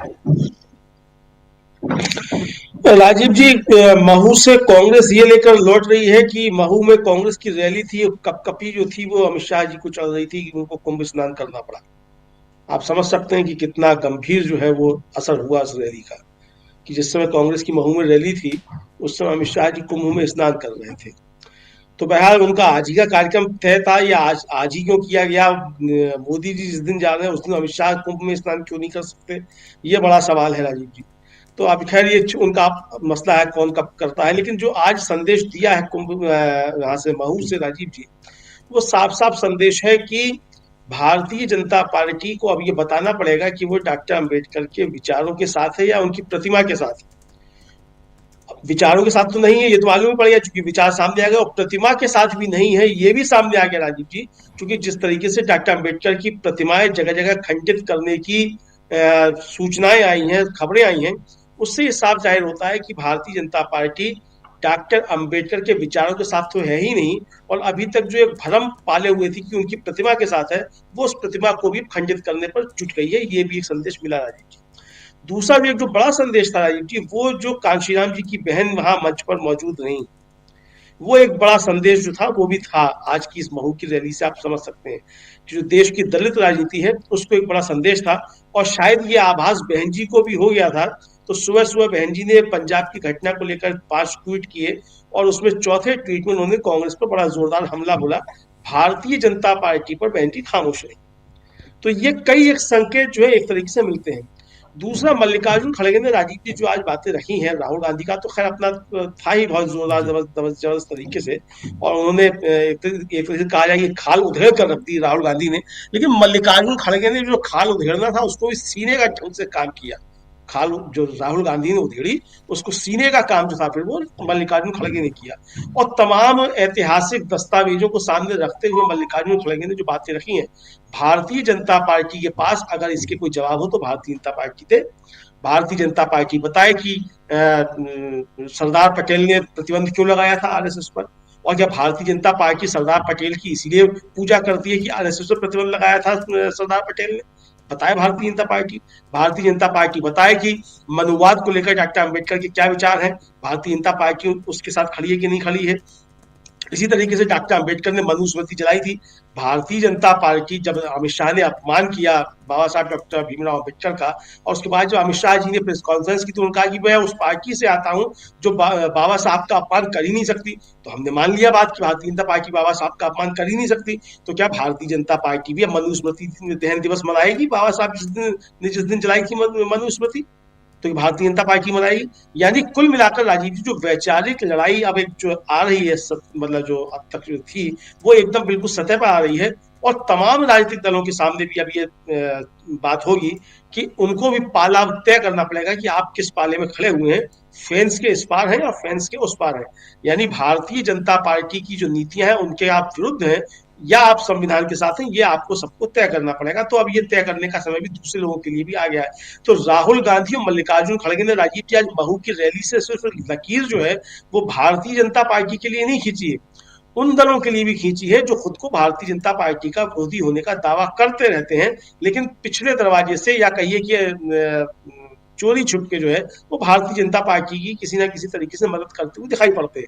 तो संविधान के मसले को लेकर और अमित शाह ने जिस तरीके से बाबा साहब डॉक्टर भीमराव अंबेडकर का अपमान किया, इन दोनों मसलों पर ऐतिहासिक दस्तावेजों के साथ आज कांग्रेस ने एक बड़ी लकीर खींचते हुए ये तय कर दिया है कि भारतीय जनता पार्टी को भी बताना पड़ेगा कि आप बाबा साहब डॉक्टर भीमराव अंबेडकर के किन किन सिद्धांतों के साथ हैं। अब जो बता रहे थे आज, जैसे दिन ने सुबह एक ट्वीट किया उन्होंने शिवराज सिंह चौहान ने कि खड़गे जी आप जाएं और राहुल जी आप जाएं तो बाबा साहब की उस पर जरूर जाइएगा, स्मारक पर जरूर जाइएगा। तो पहले से ही कार्यक्रम तय था, लेकिन शिवराज सिंह चौहान को यह भी बताना चाहिए था कि जो एनसीआरबी के आंकड़े हैं के आंकड़ों के अनुसार उस समय दलितों पर अत्याचार के मामले में मध्य प्रदेश अव्वल था, और दलित महिलाओं पर अत्याचार के मामले में भी अव्वल था। ये एनसीआरबी के आंकड़े हैं। दूसरा, जो राहुल गांधी जिस बार बार घटना का जिक्र करते हैं राजीव जी की वो आदिवासियों के सिर पर पेशाब करते हैं भारतीय जनता पार्टी कार्यकर्ता, तो मुझे ध्यान पड़ता है कि उस समय तो शिवराज सिंह चौहान ही मुख्यमंत्री थे।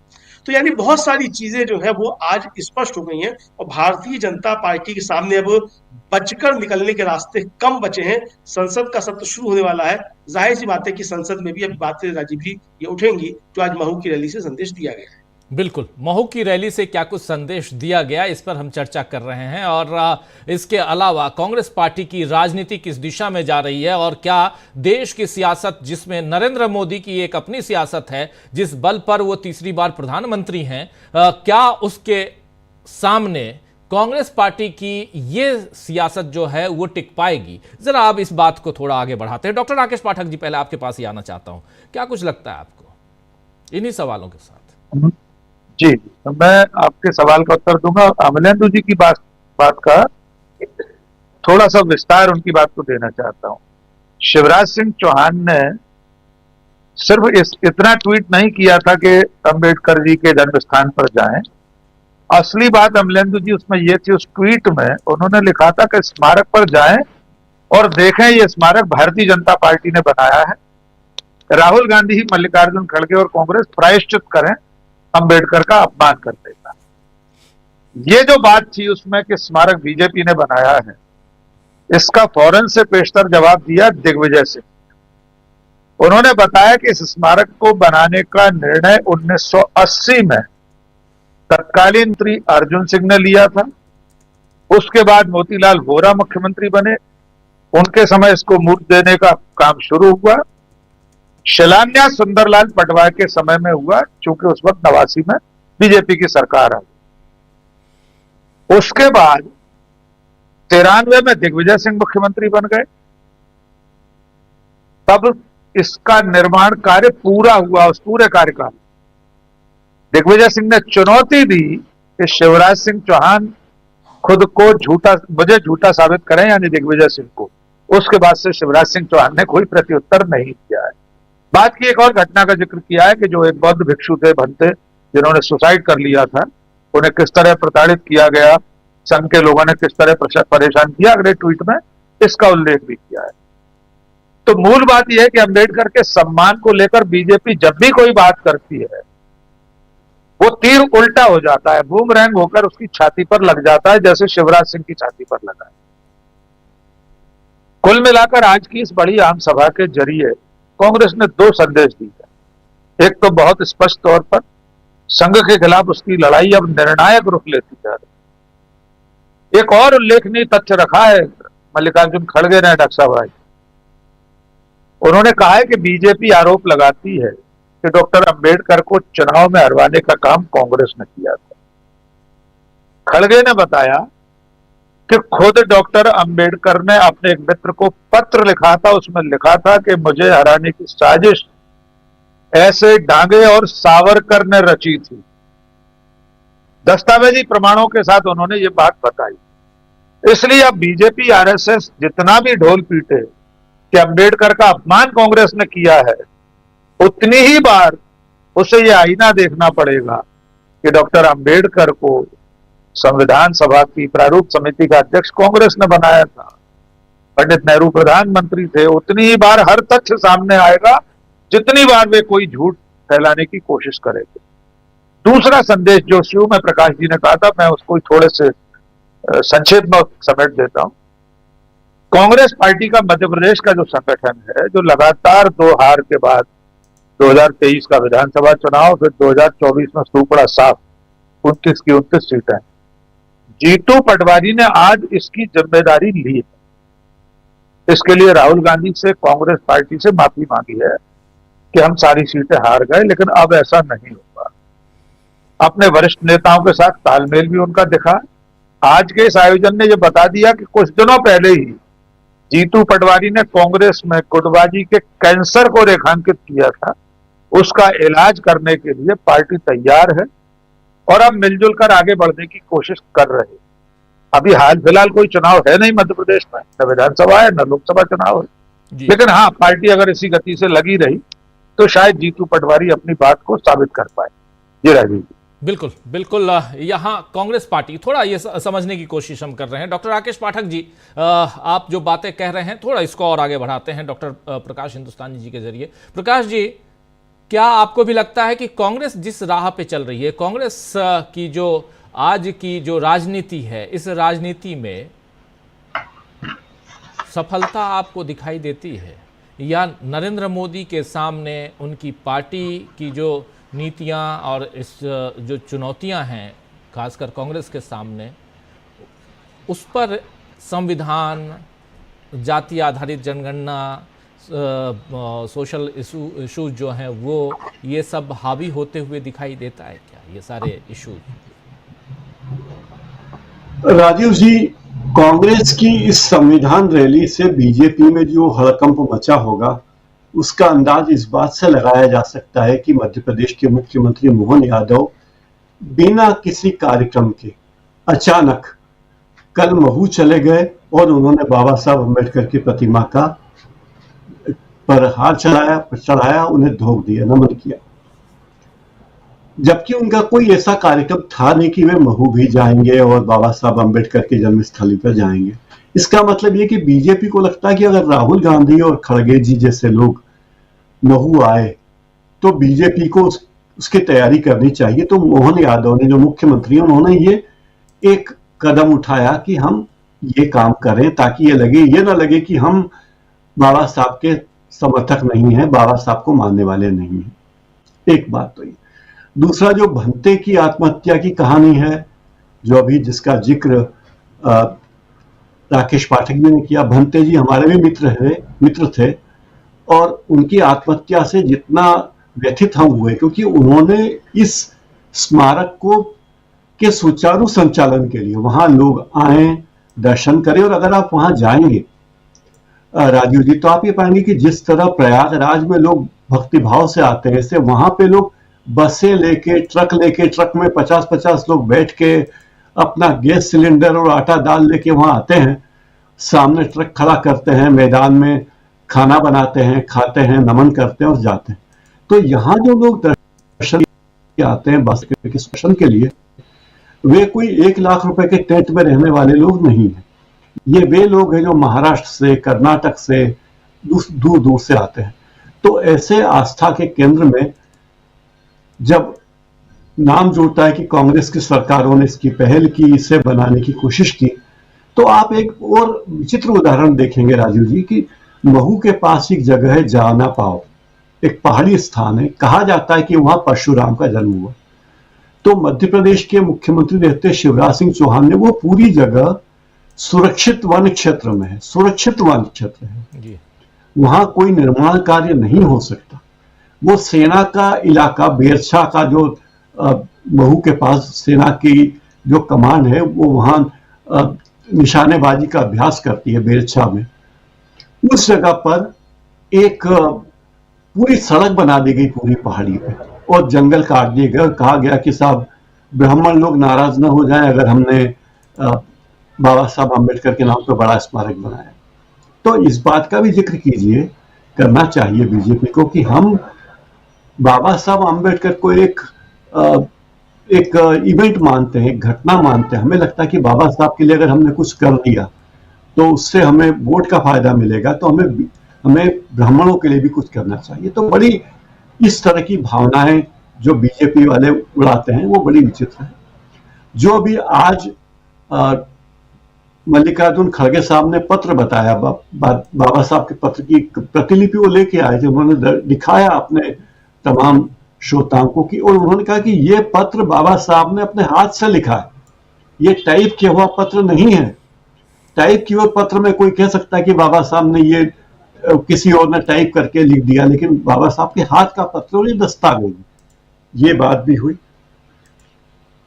तीसरी बात ये कि कांग्रेस के कार्यकर्ता इससे उत्साहित हैं और उनमें एक नया जोश आया है। उन्हें लगता है कि बदलाव की बयार तो अब चली है और मध्य प्रदेश में आगे जाकर जब भी चुनाव होंगे, जब भी होंगे, उसका संदेश तो जाएगा ही।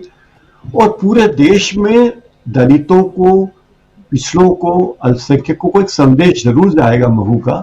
यह महू की, केवल महू की नहीं कि महू आए राहुल गांधी और खड़गे और अन्य नेता आए और उन्होंने महू में कार्यक्रम किया। ये इसका संदेश पूरे देश में जाएगा और सबसे पहले तो इसका संदेश दिल्ली में जाएगा, जहां 32% अल्पसंख्यक और दलित मतदाता है। तो मुझे लगता है कि राहुल गांधी का ये जो संदेश है ये अच्छा है। कुछ कांग्रेस के कार्यकर्ताओं से हमारी बात हुई तो उन्होंने कहा कि हमें विश्वास था कि राहुल गांधी दिल्ली की लड़ाई पर कुछ बोलेंगे, पर उन्होंने नहीं बोला, तो हमें निराशा हुई। हालांकि मुझे लगता है कि राहुल गांधी के पास पर्याप्त इसके वो हैं कि वो जिस कार्यक्रम में है उसी की बात करते। अब कल जब वे दिल्ली में भाषण देंगे तब पता चलेगा कि कांग्रेस किस दिशा में जा रही है। बिल्कुल राजीव जी, बिल्कुल आप सही कह रहे हैं, कांग्रेस किस दिशा में जा रही है। दिल्ली की अगर बात करें तो दिल्ली में इधर आज फाइनली डोनाल्ड ट्रंप से प्रधानमंत्री नरेंद्र मोदी की बातचीत हो गई है। एक लंबे इंतजार के बाद मोदी जी का नंबर आ गया और उन्होंने बात की और उसके बाद मोदी जी जो हैं वो बहुत खुश हैं और उन्होंने ट्वीट किया है। खुश होकर जब ट्वीट किया तो ट्वीट में लिखा क्या है उन्होंने, वो लिख रहे हैं कि अपने परम मित्र राष्ट्रपति डोनाल्ड ट्रंप से बात करके बहुत खुशी हुई। उन्हें उनके ऐतिहासिक दूसरे कार्यकाल के लिए बधाई दी। हम पारस्परिक रूप से लाभकारी और विश्वसनीय साझेदारी के लिए प्रतिबद्ध हैं। हम अपने लोगों के कल्याण और वैश्विक शांति, समृद्धि और सुरक्षा के लिए मिलकर काम करेंगे। ये बात कही है प्रधानमंत्री नरेंद्र मोदी ने। बहुत खुश हैं वो। आज की रात अच्छी रात बीतेगी नरेंद्र मोदी जी की। लेकिन आना चाहता हूं जरा प्रशांत टंडन जी आपके पास। नरेंद्र मोदी जी उधर अमेरिका के राष्ट्रपति से बात करके खुश हैं, लेकिन जो पैगाम इधर मल्लिकार्जुन खड़गे और राहुल गांधी ने दिया है वो कितना असरकारी हो सकता है बीजेपी के ऊपर? देखिए, पहली बात तो ट्रंप जब अब दूसरे दौर में आए हैं, दूसरे बारी में, तो ये वो वाले ट्रंप नहीं जिनके पोस्टर को बजरंग के लोग केक खिलाते थे बर्थडे में। वो नए ट्रंप हैं, नए विचारधारा के साथ आए हैं। देखिए, ट्रंप की कोई विचारधारा नहीं है। बहुत जल्दी पिछली बार वो इस्लामोफोबिया के घोड़े पे सवार होके आए थे, वो घोड़ा उन्होंने अस्तबल में बांध दिया है। अब उनके पास दूसरे मुद्दे हैं और वो मुद्दे वो बता भी चुके हैं। विदेश मंत्री को भी सामने बैठा के अमेरिका के विदेश मंत्री ने बता दिया कि उनके मुद्दे क्या है। तो ट्रंप पे बात होगी। लेकिन जो आप सवाल पूछ रहे हैं, देखिए, मैं और हमारे तमाम साथी लोग भी, हम लोग पॉलिटिकल मूवमेंट्स को, कैंपेन्स को अध्ययन करते हैं। जब इतनी पॉलिटिकल एनालिसिस करते हैं तो उसको अध्ययन भी करते हैं और पूरी दुनिया के पॉलिटिकल मूवमेंट्स के अध्ययन करते हैं कि कहाँ पे राइट विंग आ रहा है, कहाँ लेफ्ट विंग आ रहा है, कौन कहाँ जीत रहा है, कहाँ पे समाजवादी जीत रहे हैं, कहाँ पे कौन सा विमर्श जीत रहा है। आप मुझसे ट्रंप के बारे में पूछेंगे, मैं ट्रंप के बारे में ही बता दूंगा, उसकी चर्चा मैं करूंगा। तो उस आधार में कह रहा हूं कि कोई एक बड़ा राजनीतिक उद्देश्य या आंदोलन या मूवमेंट जब चलता है तो उसके बड़े उद्देश्य होते हैं। उस तरह वो मूवमेंट चलता है। जैसे बीजेपी का मूवमेंट चला राम मंदिर से आगे और वो वहां पहुंचा जहां उसको पहुंचना था।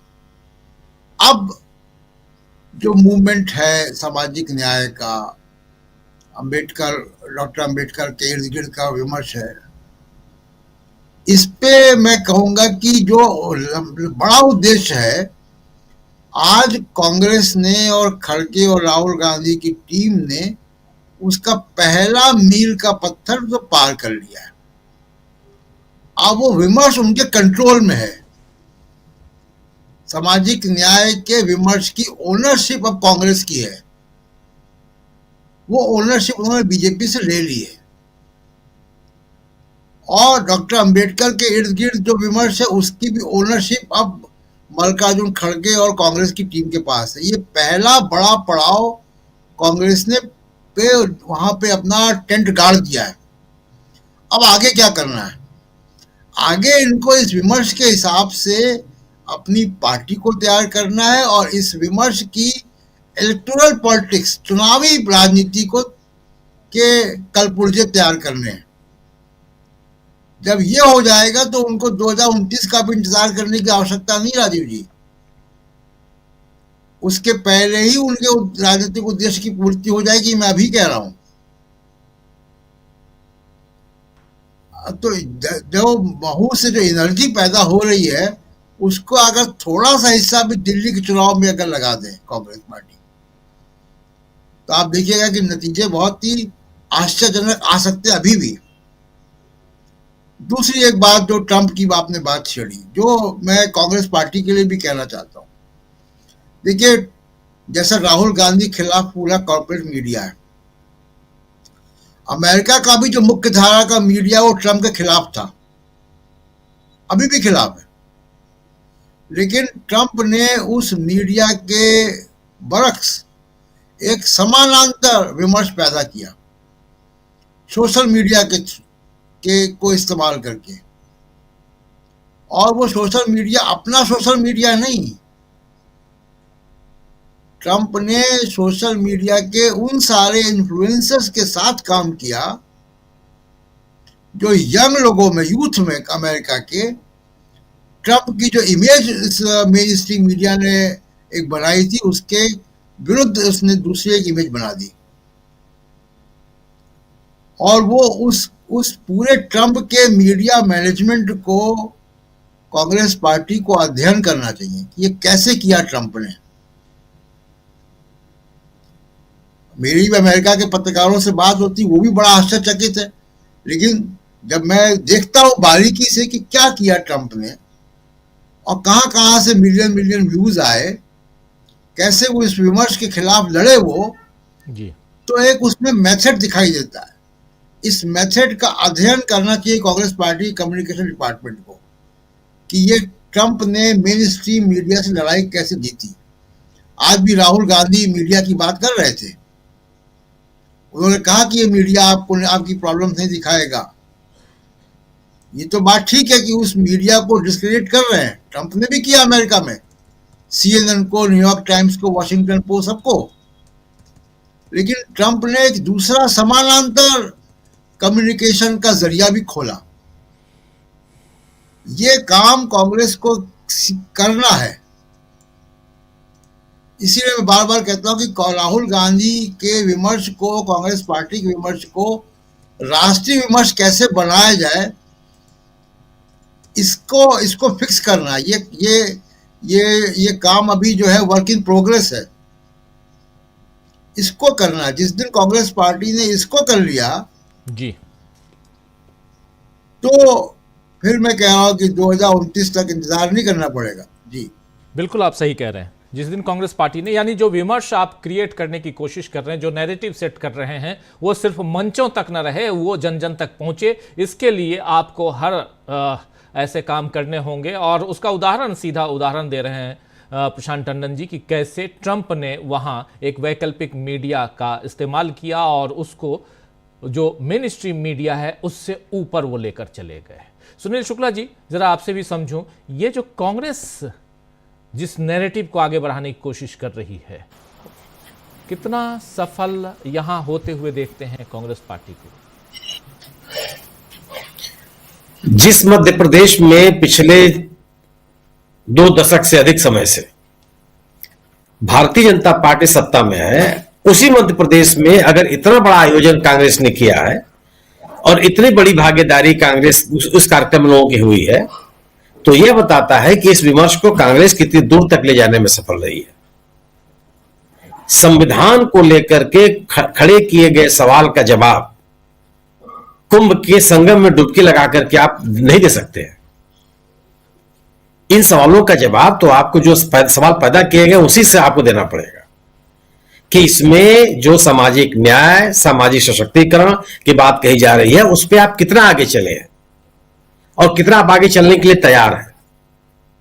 आप संविधान के द्वारा दिए गए संरक्षण के साथ खड़े हैं या मनुस्मृति में दिए गए आश्वासनों के साथ खड़े हैं, ये तो आपको बताना पड़ेगा।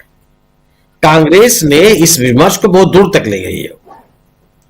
अंबेडकर को लेकर के कांग्रेस पर सवाल खड़े करने वाले लोग, जिन लोगों ने भीमराव अंबेडकर के रहते रहते उनकी शव यात्रा निकाली थी, वो उस लेगेसी को नहीं पा सकते।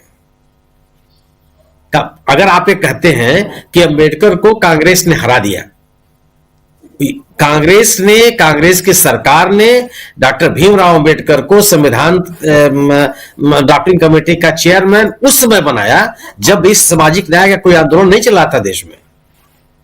दलितों के प्रति कोई बहुत बड़ा आग्रह, बहुत सम्मान की स्थिति नहीं थी। बावजूद इसके कांग्रेस ने बाबा साहब को दायित्व सौंपा। जिस चुनाव क्षेत्र से बाबा साहब चुनाव जीत करके आते थे, विभाजन के बाद जब वो पाकिस्तान का हिस्सा हो गया, उस समय कांग्रेस ने उनको लेकर के संविधान सभा में आई।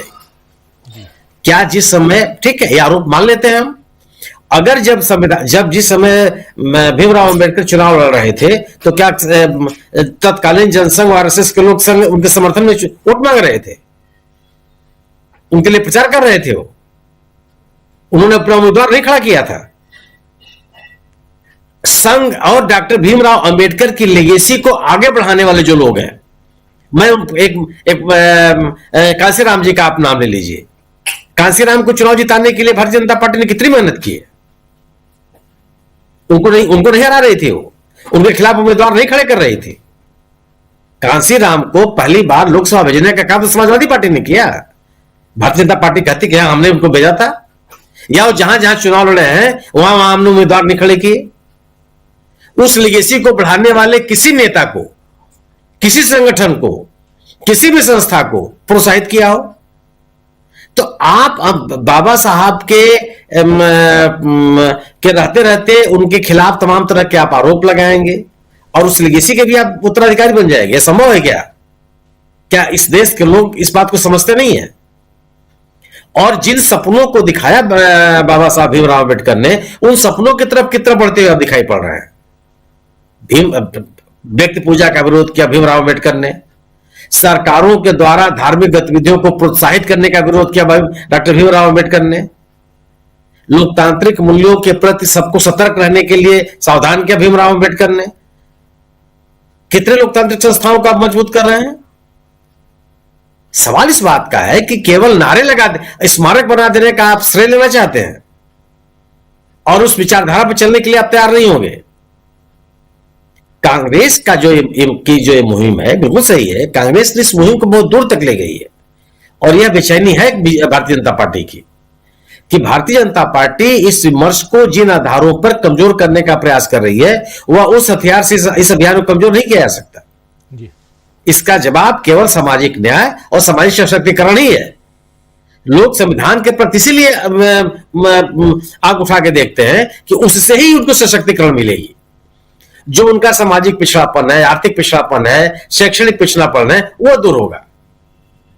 आप जो सरकार बढ़ती हुई महंगाई पे बात नहीं करेगी, शिक्षा के बढ़ती हुई महंगाई की बात नहीं करेगी, स्वास्थ्य के बढ़ती हुई महंगाई की बात नहीं करेगी और वो अम्बेडकर के साथ खड़े होने का दावा भी कर लेगी, ये संभव है कहीं? सवाल इस बात का है कि अगर आप कांग्रेस के मुहिम को कमजोर करना चाहते हैं तो जो समाज के सबसे अंतिम पायदान पर बैठा हुआ व्यक्ति है उसके साथ आपको खड़ा होना पड़ेगा।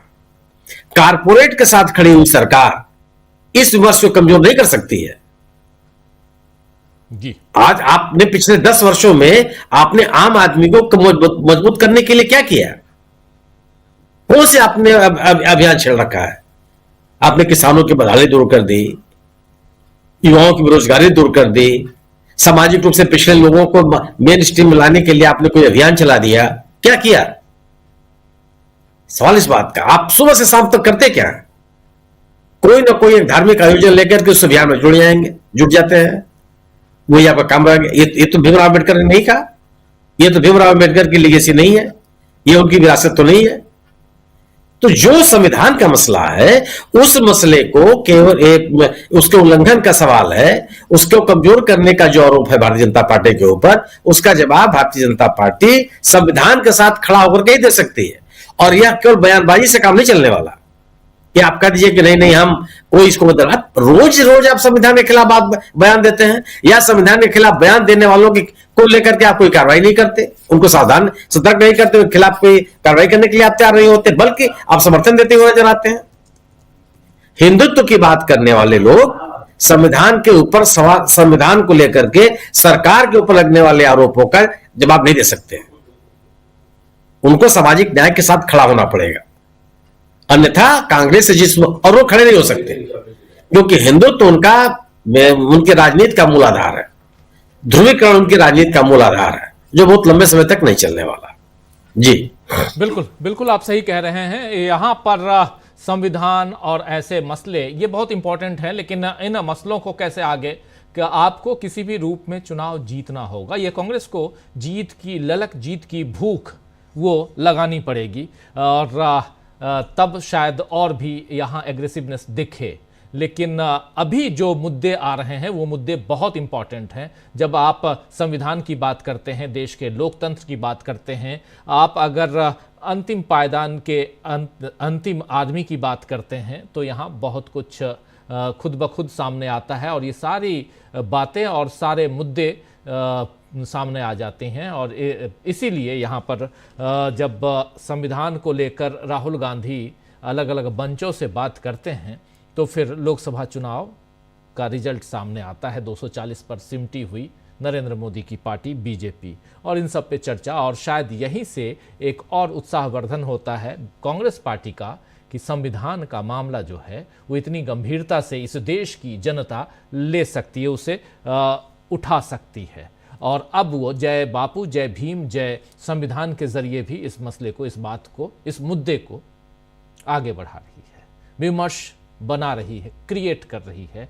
नैरेटिव सेट हो चुका है। अब आगे कैसे बढ़ेगी कांग्रेस पार्टी, कांग्रेस का संगठन कितना मजबूत होगा, ये भी देखना होगा। और कांग्रेस का साथ देती हुई दूसरी पार्टियां जो इंडिया गठबंधन की हैं, वो कैसे आगे आती हैं, ये भी देखना होगा। लेकिन सामने दिल्ली का चुनाव है, बहुत इंपॉर्टेंट चुनाव, और कल से शायद राहुल गांधी भी, शायद मैं लगा रहा हूं क्योंकि अभी तक आधिकारिक पुष्टि नहीं हुई है, लेकिन 2 सभाएं राहुल गांधी को कल करनी है दिल्ली में, एक ओखला में और दूसरा पटपड़गंज में।